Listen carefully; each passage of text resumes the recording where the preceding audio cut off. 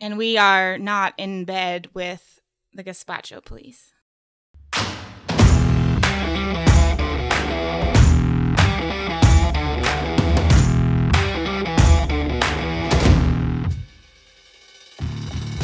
The Georgia Virtue presents the Let Me Tell You Why You're Wrong podcast.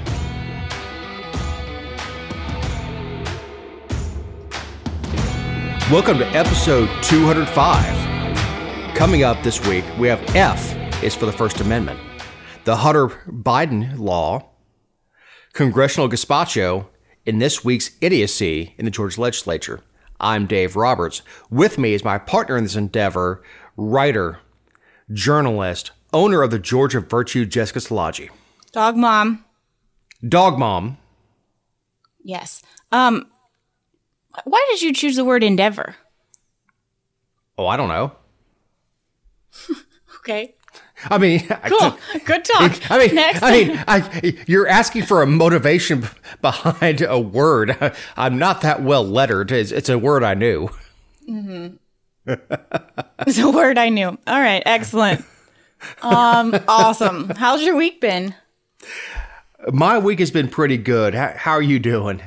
It was good. Eric and I were both in trials. Last week he was in Bullock and I was in Effingham, and I was freaking exhausted. And then I came home and after I got all the articles done for everything, I looked at the calendar and there's 2 or 3 trials scheduled almost every week for the next 2.5 months. I was like, cool. I guess I'll just live like this. Speaking of Eric, we do want to welcome him back. He was on a cruise last week. Yeah. Hope he had a good time. Oh, I'm sure. I gave him some solid advice about women drinking, making poor decisions on a boat. Mm-hmm. Hopefully he didn't take your advice. Maybe not. Uh-huh.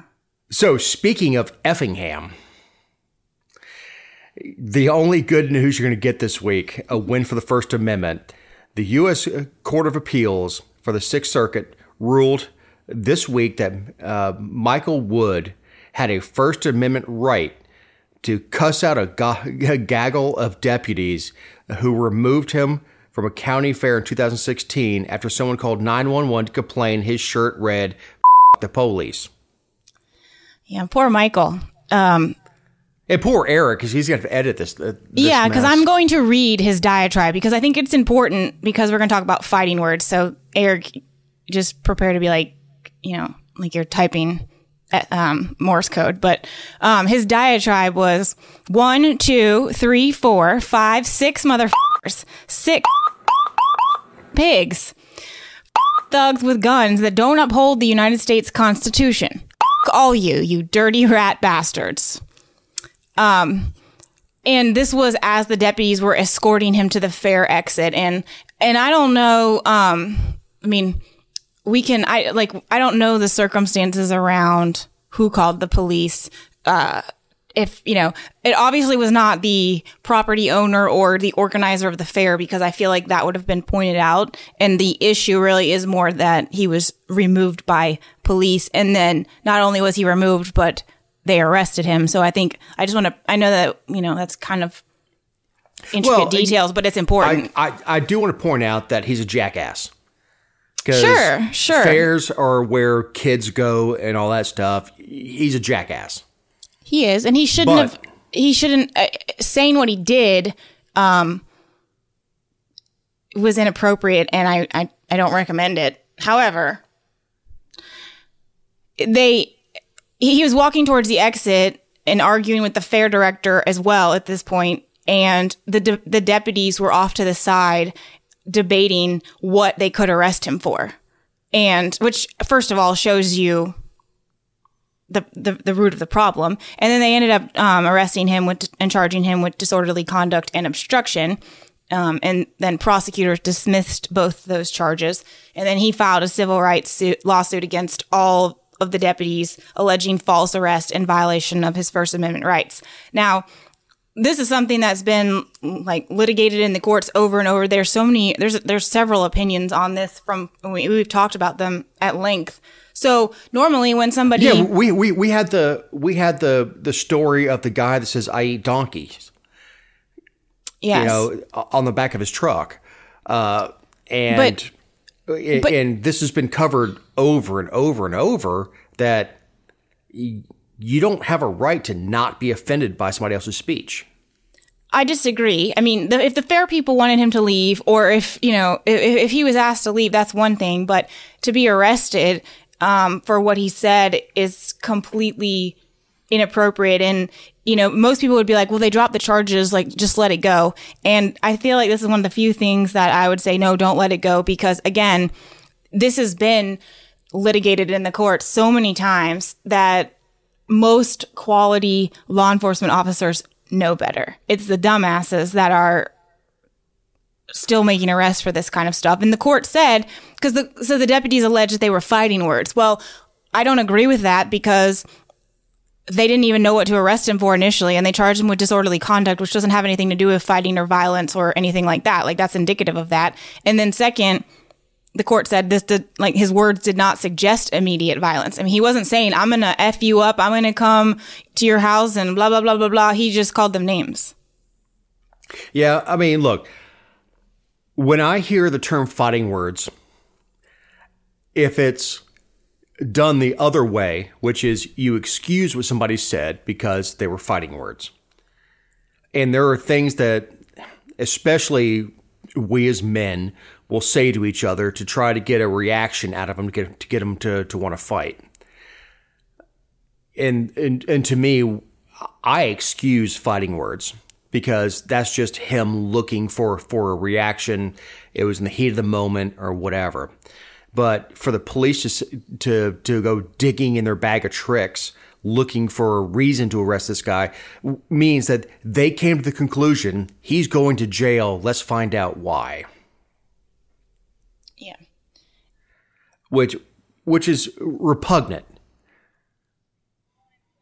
I guess the judge agreed because he said that they're not entitled to qualified immunity from the lawsuit because his right to be free from arrest has been so clearly established by a, quote, long line of court opinions protecting obscene language directed at authorities. And I mean, we've the ones that have stuck their finger out in the window to, give someone the bird. Give the one finger salute. Yeah. Yeah. I mean, to the guy who flashed his lights to let them know cops were ahead. I mean, all those things have been time and time again ruled acceptable. And at what point are we going to start training local police departments on this stuff? You can't. They have an absolute right to say what they want to say, including the F word. Well, in Georgia, you can be charged if you say it in the presence of children, like someone under 18. There are certain times when your speech is not protected, which, agree or not, I mean, if you're in a public, I don't know, like that's a lot of intricacies I don't want to get into, but so ours is a little bit more stringent, but I still feel like by and large, you should err on the side of not arresting someone. And do you really want to arrest someone because of something they said? Right. When they're mad? I mean, the guy was clearly mad. And look, we're not saying this is a good dude. We're saying he's a jackass. Well, I'm not saying I don't know. He did a jackass thing. I wouldn't say he's a jackass or that he's not a good dude. He did something stupid that was inappropriate and he said something that is not productive for society. But I don't think it speaks, I don't think he's a bad person or a danger. No, I'm not saying he's a danger either. I'm just saying he was being a jackass. Yeah. So I have bad news for you. The senators introduce a bill to prevent crack pipe funding. I know you've been really heavily reliant on this free crack pipe thing. Yeah, since the ARPA funding came out, I mean, what on earth? I never thought I would see the day where there was a headline. Well, I didn't ever think that there'd be a headline about providing crack pipes or any type of government or any type of tool to facilitate drug use, whether it be legal or illegal. But to introduce the Crack Act of 2022, I just really never thought I'd see that day. And I certainly didn't think I'd have the opportunity to cover it. It's really something. You know this is not going to get through. I mean... Of course not. They know this is not get through. It's a program to give clean crack pipes and needles to drug addicts. This would prevent that. Yeah, this is by a bunch of Republicans running for re-election. Okay, but there are libertarians and there are Republicans and there are Democrats who think that we should provide clean needles to people. I mean, there was a bill in the legislature sponsored by Republicans. That's a different subject. This is specifically about the ARPA funding. And, you know, you can't tell me that people can't get their tools to be drug users simply because of COVID. So it's about ARPA funding. I don't know much about smoking crack, but it sure does seem like people with very little money figure out how to smoke it. Sure. I think there's like YouTube videos on different things you can make. There's different videos about what you can make a bong out of. I feel like, wasn't there something about like making a bong out of an apple? Surely you could smoke crack from an apple too. I have no idea. You have to tell me on that one. I'll look it up. I'll report back next week. But yeah, I mean, look, those little glass flowers that you see in the lower end convenience stores, those are not to give to your girlfriend. No girlfriend wants a little tiny flower in a glass tube. That's for smoking, a crack or meth or whatever else. Well, and I'm not, I'm critical of legislation that is purely for political dialogue so that someone can have the national stage. But I think, they just want to make a mockery of the Biden administration. And while I think that, when it comes to COVID funding and COVID relief, the Trump administration is just as guilty as handing out money to whoever will stick their hand out as the Biden administration. Like, I'm glad that this kind of thing is being shown because it's like, when is it enough? No, and I'm with you on that. We want to hang the Biden administration for inflation, and we fail to recognize that it was under Trump that the first dollar started getting doled out. So yeah, I'm with you on that. So Marjorie Taylor Greene, God almighty. This is freaking hilarious. I about died. She is my congresswoman. She is. She sure is. She had a super blunder. She had a super day. So Jessica, go ahead and read this one because I am so embarrassed. I don't even know if I can read it. Go ahead. So she was on, I think, One America, or she was doing an interview, and she was talking about Pelosi, and she accused the speaker of orchestrating a secret police force to spy on the conservative members of the House and their constituents. And so she and that said, may be true or not, but go ahead. It doesn't matter. Yeah, the punchline's coming, folks. She said, not only do we have the DC jail or the DC gulag, but now we have Nancy Pelosi's Gazpacho police spying on members of Congress, spying on the legislative work that we do, spying on our staff, and spying on American citizens that want to come talk to their representatives. I have tried to defend her. Gazpacho! I know. I have tried. I've told you on this show many times that the person you see on TV is not the person I met. Gazpacho.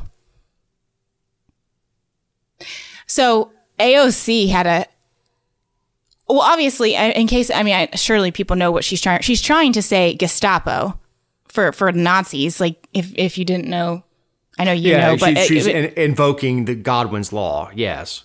But AOC, her retort on Twitter was hilarious as well. And I think she's 99% idiot, but she said, I'm glad to see that she practiced what she preaches. It looks like all the books were banned in her house many years ago. Wow. Look, Zing. You have to give credit where credit's due. That's fantastic. Yes. Yes, it is. It really is. But Gazpacho and Marjorie Taylor Greene was a decent sport about it. I don't know that it was funny, or certainly wasn't as funny as what she, as the blunder itself, but she made some Seinfeld references saying like "no soup for you" and. Well, at least she was a good sport. Look, I agree. I am the last person to hold anybody accountable for misspeaking. I speak in this platform an hour a week, and I speak on, hunting and fishing for an hour a week. And I find it sometimes hard to make words good. Sure.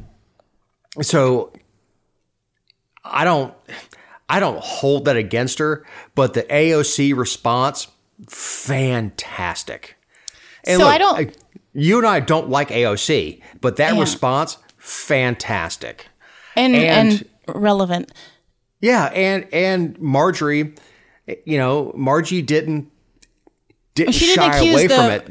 She didn't say like, "Oh, the fake news media is after me again," because she actually she just owned it, which I can appreciate. But and I'm with you. Like, don't hold things against people. It's still funny. Like, you cannot hold it against her and still think it's hilarious. But I will also say, when you're going to accuse someone of being of Nazi-like behavior and stuff like that, or you're trying to have a zinger. It's one thing if you're in a speech or answering questions, but when you're trying to deliver a shot across the bow, you got to have your words right. That's true. That is very true. Gazpacho. You probably should have the difference between Gestapo and Gazpacho on the piece of paper before you read it. And if you haven't heard or read, I'm going to share it on our stuff, but there's some of the best tweets and stuff and responses I've ever seen, but there are articles compiled that are like, here are the best reactions to Marjorie Taylor Greene's Gazpacho police, and I would encourage you to embrace the interwebs and just laugh about it, and then we can move on and go back to hating everybody.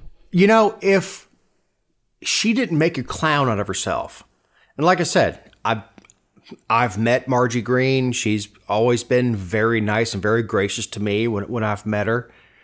But if that's the persona you put out there, you probably should give a second look to what you're going to put out there. I don't think she's given a second look to anything.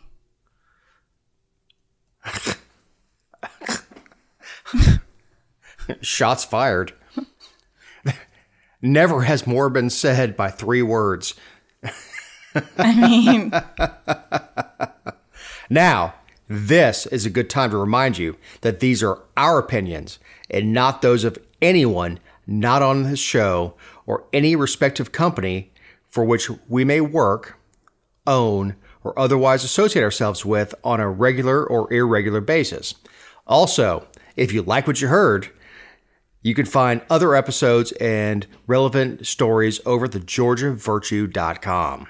And we are not in bed with the Gazpacho police.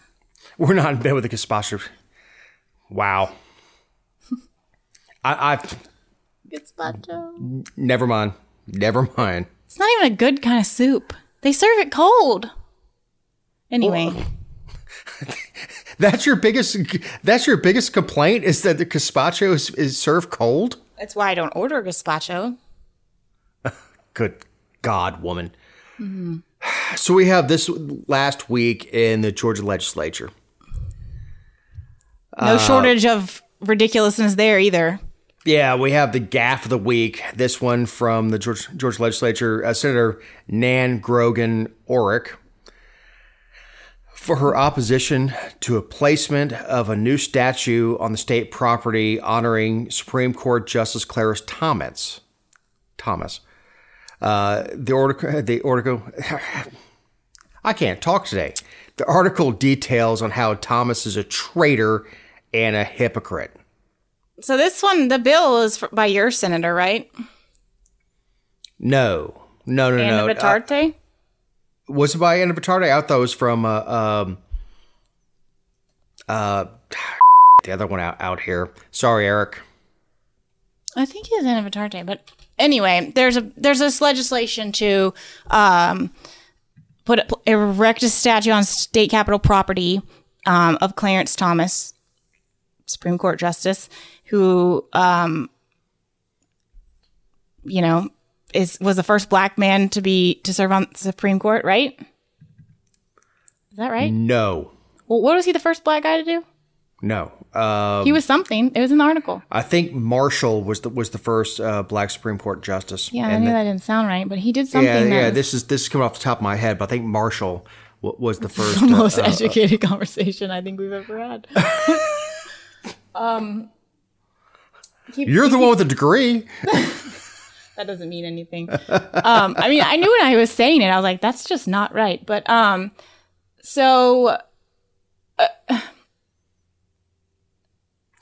just ruined your whole day, didn't I? No, I mean, like I said, I knew it wasn't right. So let me go into, we'll come back to what he did. But obviously, I mean, he's Supreme Court Justice. That's one of the reasons that they wanted to put it's Dugan.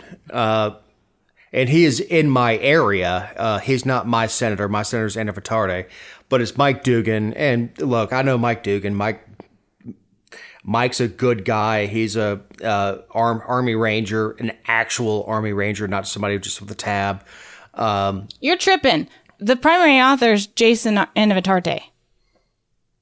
Oh, it is. Anna Vitarte and Dugan is co-signed with it. I'm tripping. Are we like Friday? I mean, kind of like how I'm tripping on him being the first black Supreme Court justice when I've read and seen things with other black Supreme Court justices. So anyway, I be tripping. Okay, yeah, you're right. It is on Anna Vitarte. Or as we say in South Georgia, you done tripped.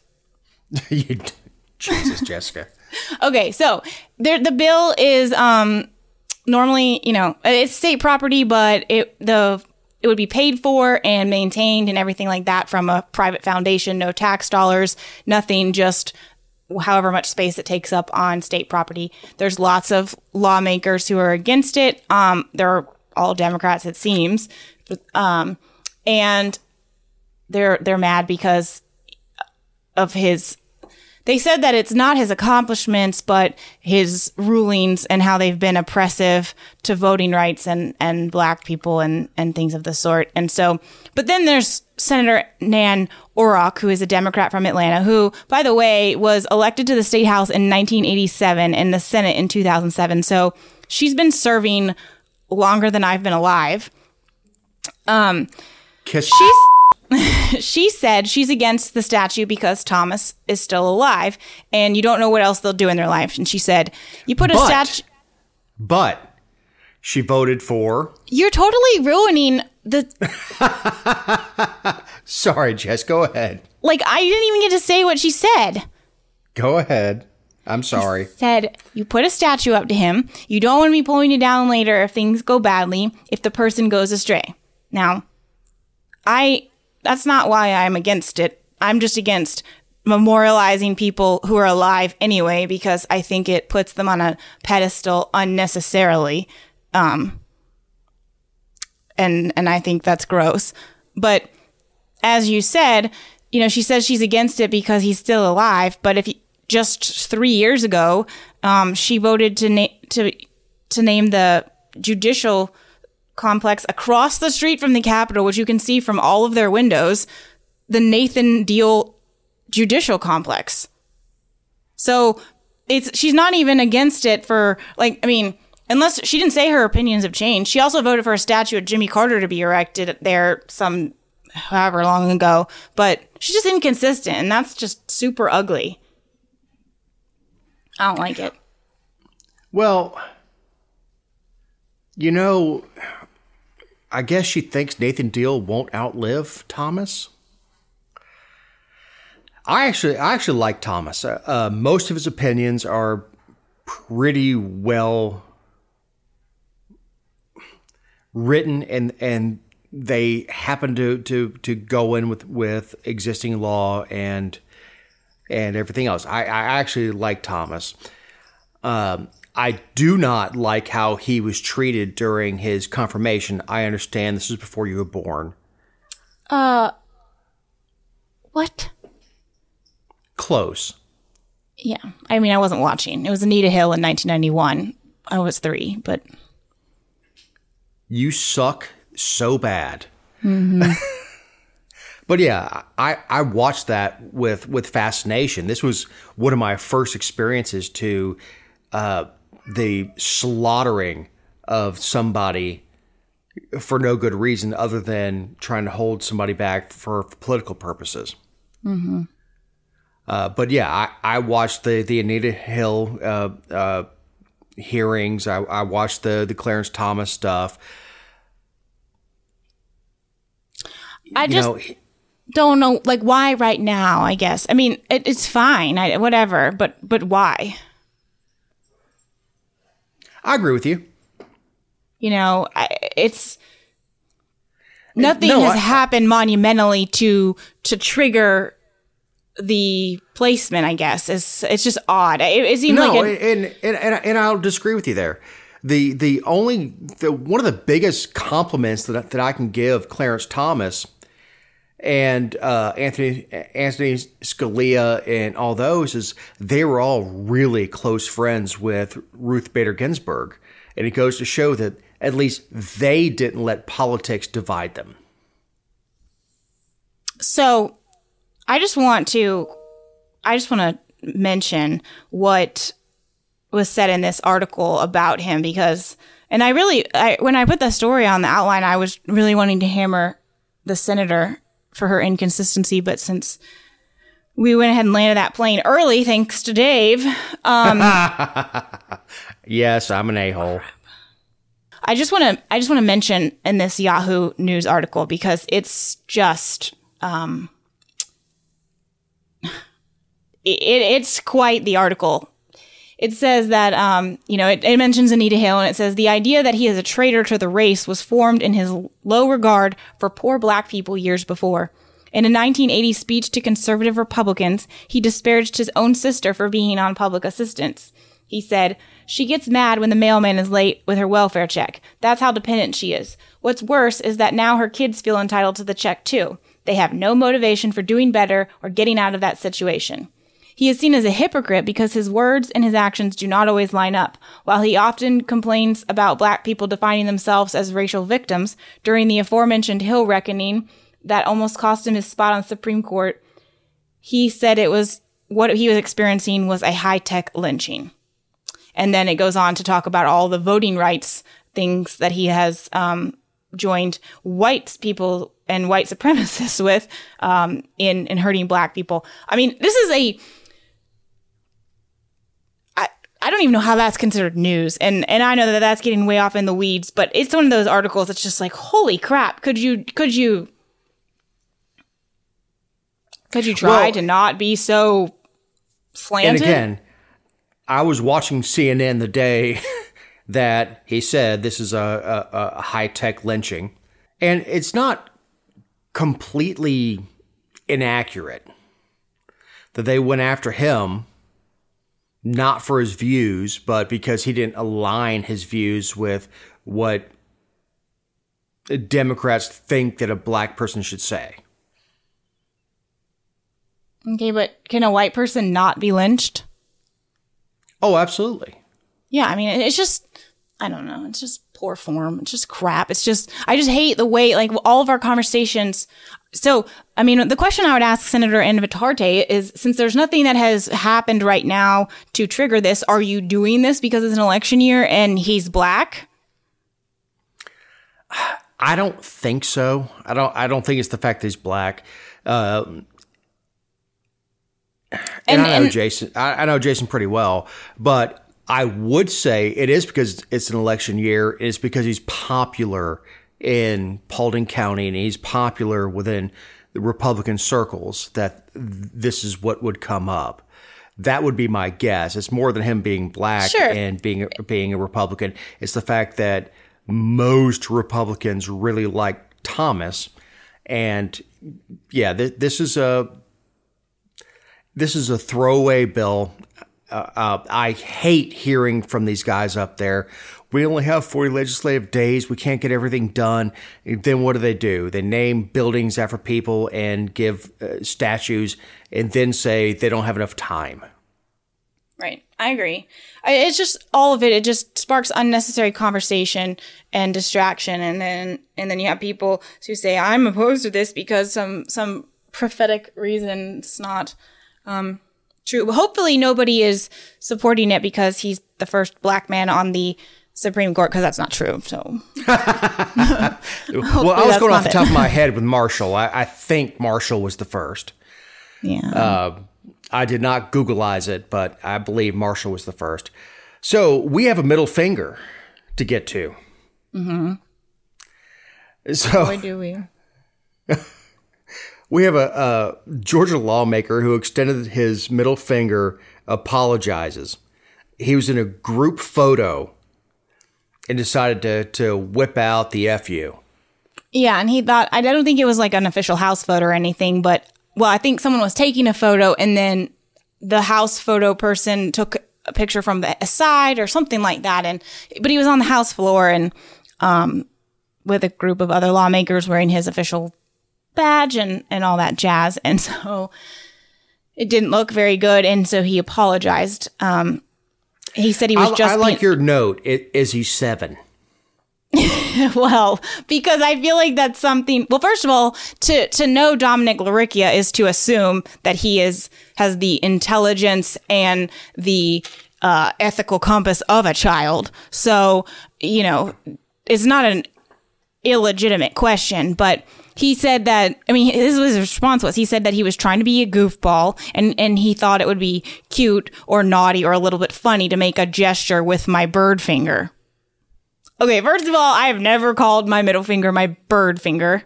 Second, you're a state representative in your official capacity on the House floor. How about you just not be a goofball and just do your job, and then you can go be a goofball down in Coffee County where some people think you're decent. I don't know. There's a picture of my father from the 60s. Your father's state representative? No, but he was working for Delta at the time, and he flashed a peace sign. And Dad had been is a Air Force veteran and everything else, but he put a peace sign when he was squatting down and taking a picture at Delta. There is a picture of me somewhere at the AJC when I was deployed for Katrina that I flashed the stinger. There's a picture of me on a bar stool at Waffle House at 2 a.m. with a Santa hat on, leading the restaurant in Jingle Bell Rock. But I'm not a state representative. No, I am not a state representative, and it's not. I agree. It's inappropriate. It was inappropriate when I did it. It was inappropriate when Dad did it. I agree it's inappropriate. I just don't think it's damning to this person that he made a poor decision, within a second to do it. Now, flashing the middle finger is a little different than flashing a peace sign.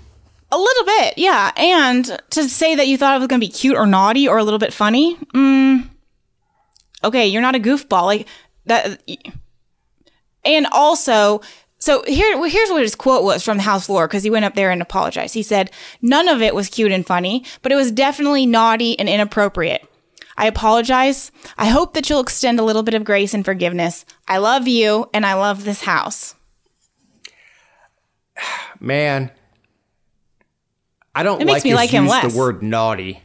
Right, I totally agree. It's totally the improper use of naughty. Yeah, it makes me a little uncomfortable. I agree. It's cringeworthy. But, so Dominic is an interesting beast because he was a floor leader. He got elected in 2018, 2014, he ran unopposed. So, I mean, I guess you could say he got elected. But he ran unopposed in 2014. His first term was in 2015. First thing he did was vote for the largest tax increase in state history, which was the Transportation Investment Act of 2015. He voted for that. And then he's in rural South Georgia. Paulette co-signed Probably. that? Yeah. Probably in between all her charades she did outside of the legislature. And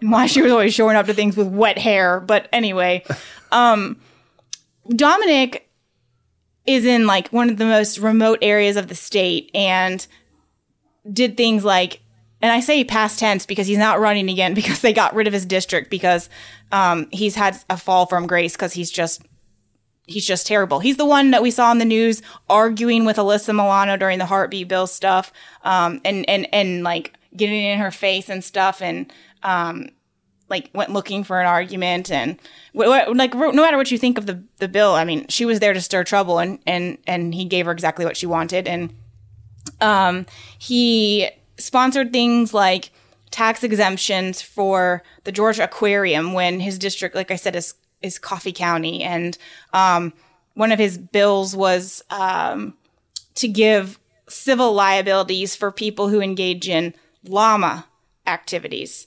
And he was on the rule. Did you say llama?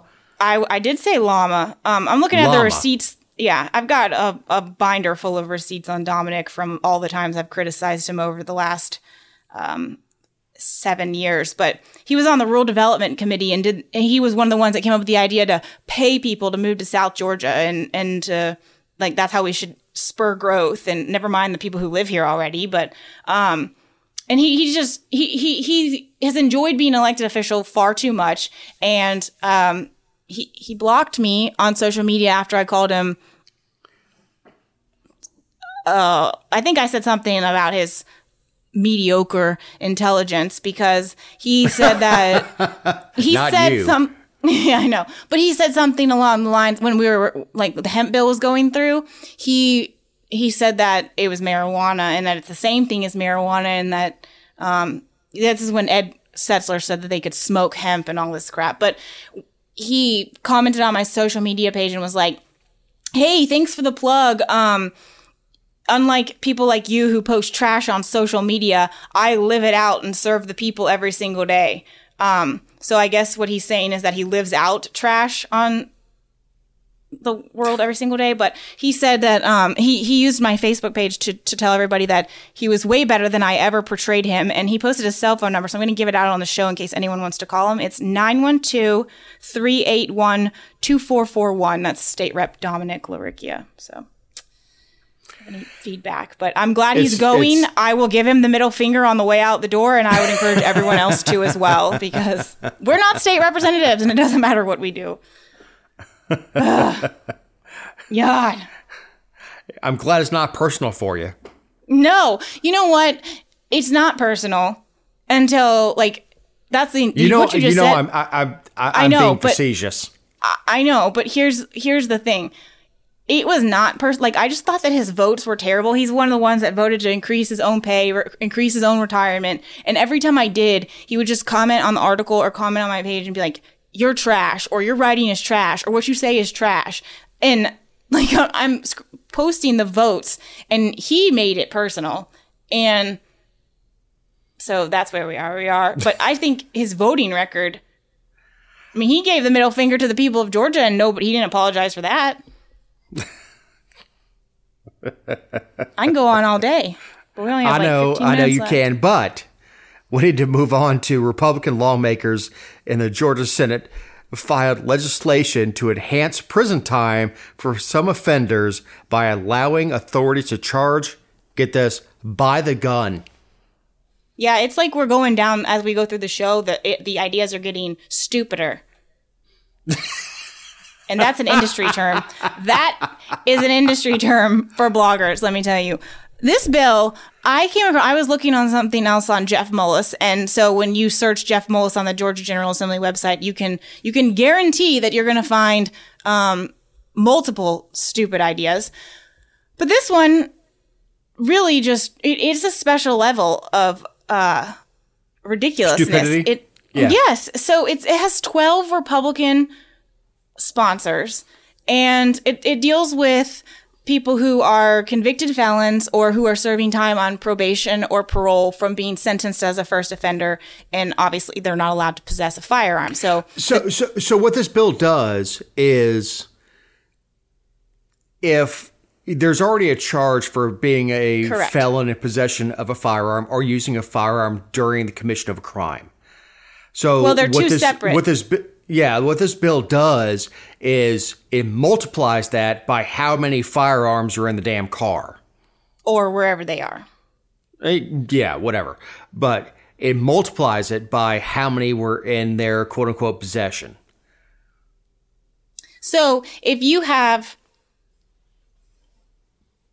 5 people in an SUV, and let's just say they're all felons, and they all have a gun on them.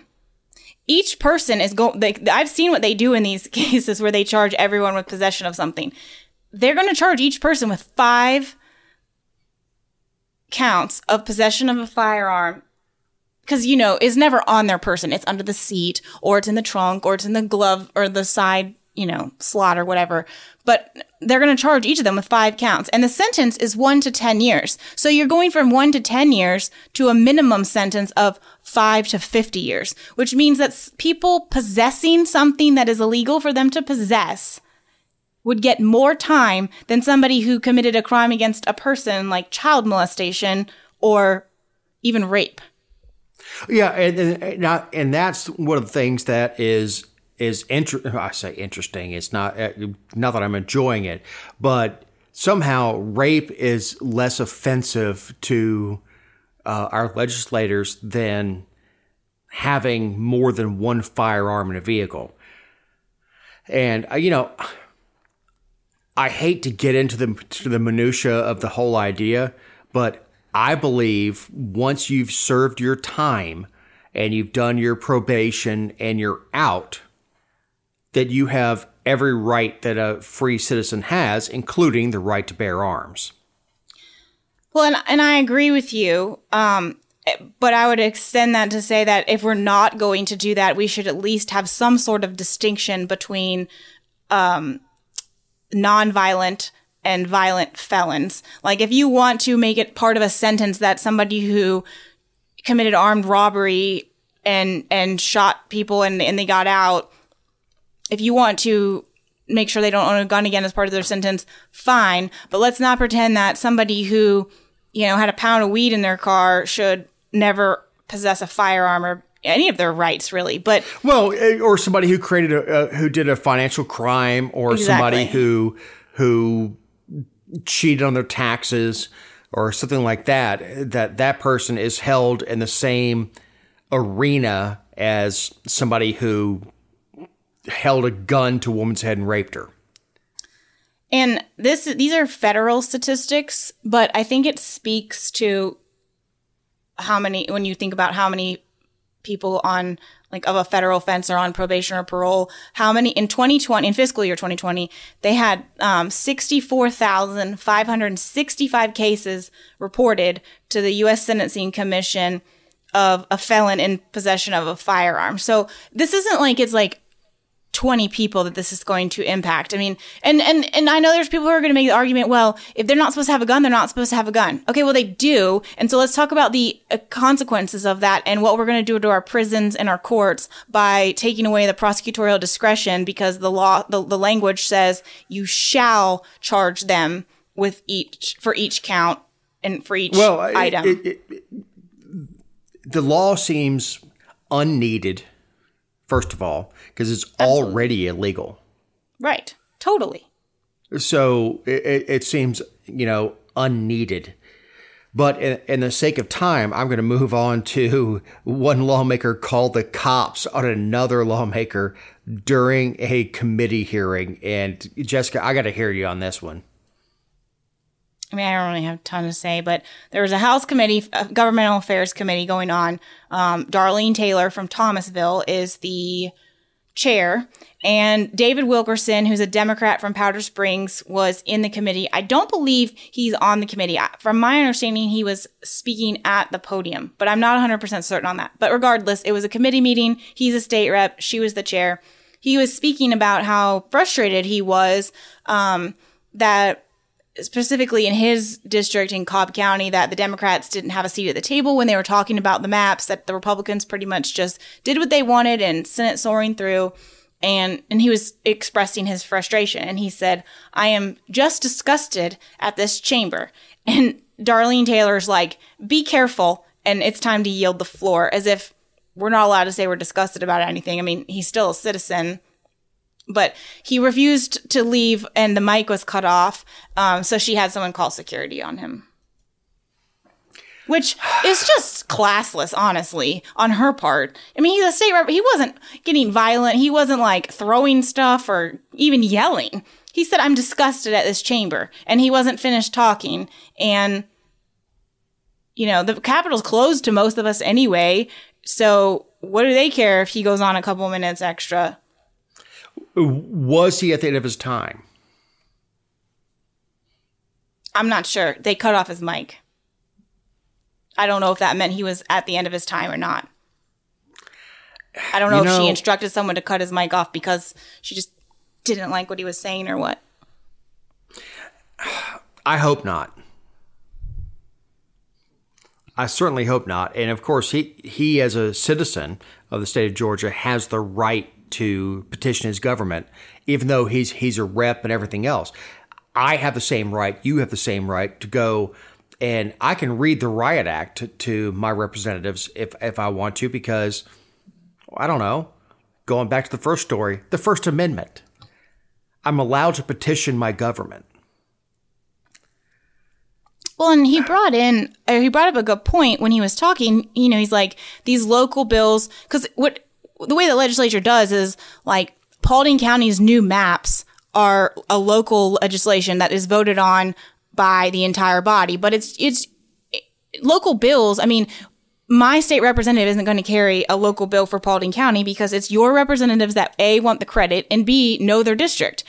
And so what he's saying is, like, these maps were drawn by other committees and people in leadership. And so people from Ellijay and Bullitt County, because my state representative is on the committee, and other places drew these maps for Cobb County, obviously to gerrymander. And he's saying, like, we know what's best for Cobb County. It shouldn't be these random people from all over the state telling us how our districts are going to be formed. I don't disagree with that. But, no, I don't disagree. But this is a story as old as time. I believe Newt Gingrich was gerrymandered back when the Georgia legislature was Democratic. And he was gerrymandered out of existence, which is why, you know, after 94, I think it was 94, he became speaker. That's how that happened, was the Democrats used the same laws that the Democrats are now angry about. Sure. 1,000,000%. I agree with you. But what I'm saying is, for him to say he's disgusted at the chamber because of what they're doing, like, he's not wrong, he's not misguided, and because, and he's not being an a-hole. Exactly. It is disgusting. Gerrymandering is disgusting, no matter what side you're on. And you know who it's most disgusting for is independents who don't have anybody gerrymandering something for them. Well, absolutely. Absolutely. You're not wrong. You know, I will tell you, let me tell you why you're wrong. You're not wrong in this. I'm just saying that this is not new. It's been done for, I don't know, 100 years. And we argue about it every time. So yeah, my question is, why did she call the police? Whatever it is, yes. Why is she calling the police? You've known this man. He's been elected for a long time. He's been elected since at least 2012, at least. And so, she should have the intellectual integrity to respond to him, or just let him finish his point, say, thank you very much for speaking, and move on with what they're doing. And if a state representative, whether I was a state representative or a member God of forbid. media or just a member of the public, if somebody, when I was expressing my opinion, told me to be careful, that would have me doing like a couple snaps and flailing about, because who are you to, I mean, like that's going to set me off more than what you're doing. Be careful. Who are you? Sit down, Darlene. Literally, sit down. I mean, look, state reps are just people, and you tell me to be careful. Yeah, I wouldn't have taken that very easily either. Like, you tell me to be careful. Look, MFer. Yeah. Good God, man. So, as we're starting to wind down, after winding you up, do you have any closing thoughts? Freaking sweating. So I don't have a closing thought, but this week, obviously, there's lots going on. But in our county, there's a trial. We talked about it on the show with the woman who was a domestic violence victim, and her abuser was prosecuted by the Ogeechee Judicial Circuit down here in Bullitt County, sent to prison for aggravated assault for violently assaulting her while she was pregnant. And as the cycle of abuse often does, she went back to him a little bit while later and ultimately ended up shooting and killing him during another dispute. This is the same guy that choked her outside the house and drug her back in, right? Yes, and caused pelvic hemorrhaging while she was pregnant and hit her with a trash can. And the list of abuse is lengthy, and it was well known by her family, his family, her friends, his friends. Like it was police. It was very well known. And she shot and killed him, and now she's facing felony murder trial or charges. There was a immunity hearing, that is how we talked about it on the show, but her trial starts Monday, and they've slated it for 5 days. I hope that we will have the results, a verdict, a not guilty verdict, by the time that we record. I don't know for certain, but it's just really like I cover a lot of trials, but this one is just a totally different level of personal investment in wanting to see the just outcome. So, well, tell me if she has a GoFundMe, because I will throw a few bucks her way to pay for her defense. As you know, spousal abuse is one of my triggers. It's one of the things that I give time and money to help, battered women's shelters and things like that, because it's the second time I've used the word repugnant to me. Mm-hmm. And this guy got what he asked for. So going back to the stories to begin with, F him. Like, he's dead. I mean, he effed around and he found out.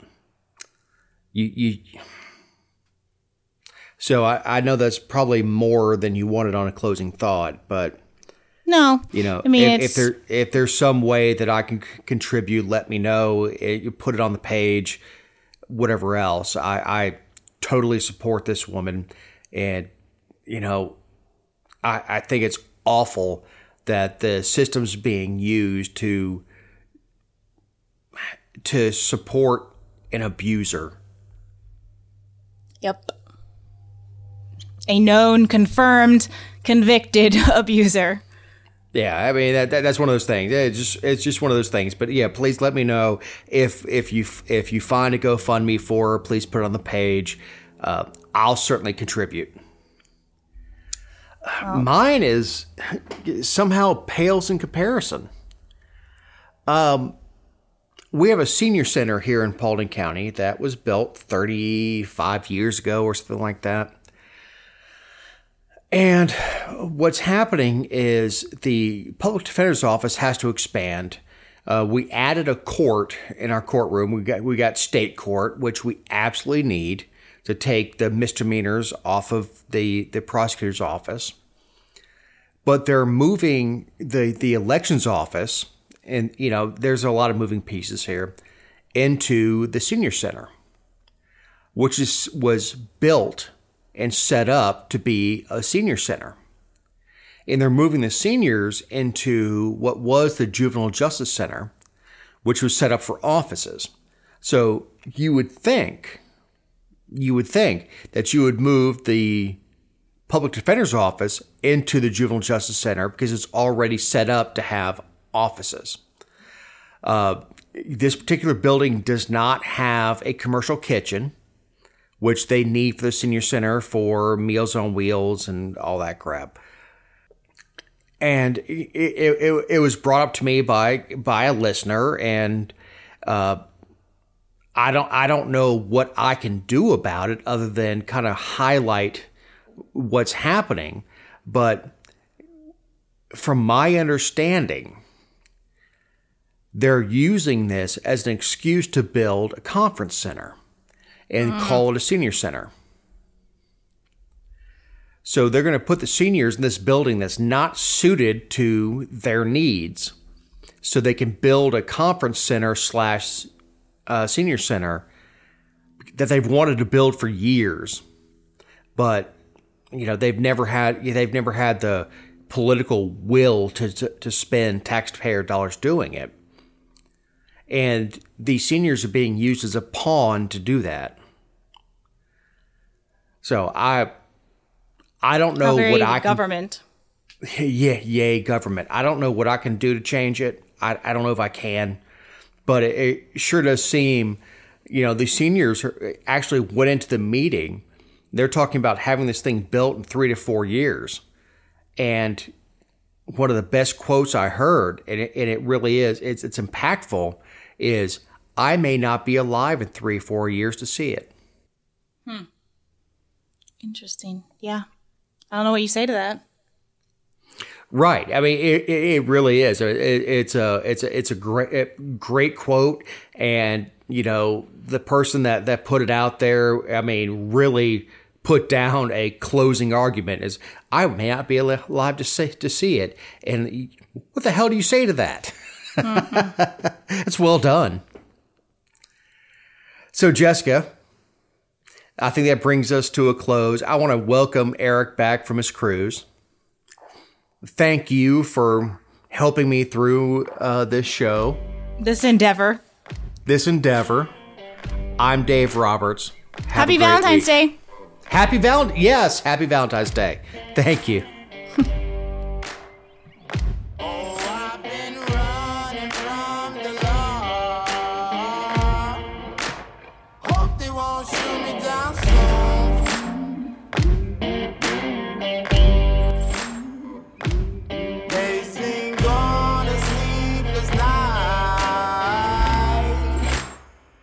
Catch me howling at the moon.